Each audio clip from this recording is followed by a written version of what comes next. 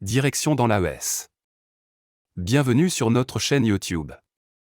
Avant de commencer la vidéo, si vous êtes nouvelle sur la chaîne, n'oubliez pas de vous abonner et d'activer la cloche de notification pour ne rater aucune de nos prochaines vidéos.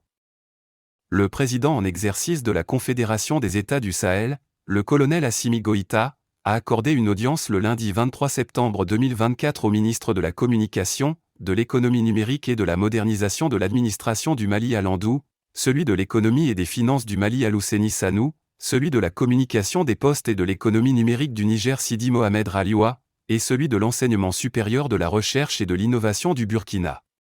Ont également pris part à cette audience les responsables de la société spatiale russe Glavkosmo.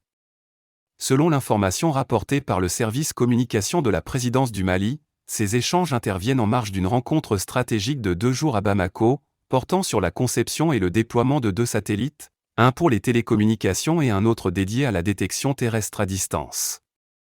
Ce projet structurant, qui constitue une réponse aux défis de la souveraineté, de la sécurité et du développement de la région, s'articule autour de 3 axes majeurs.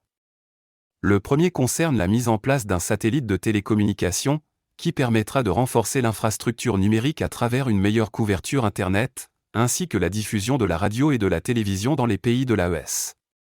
Le deuxième volet est la constellation de satellites d'observation terrestre.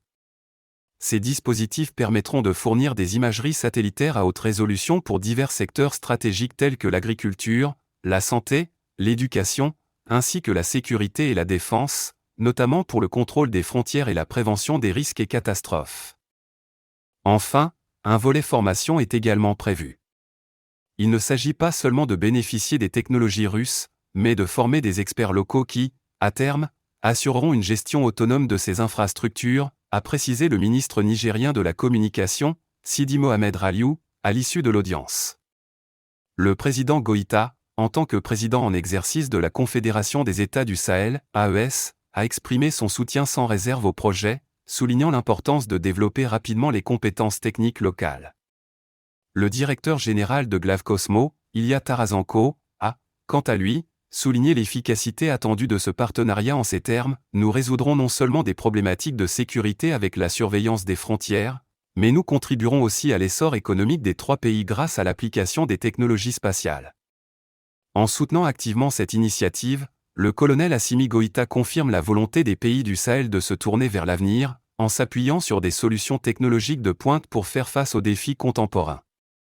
L'espace, autrefois réservé aux grandes puissances, devient ainsi un nouvel outil de souveraineté pour les pays de l'AES. Une aventure qui marquera un tournant décisif dans la coopération entre le Sahel et la Russie.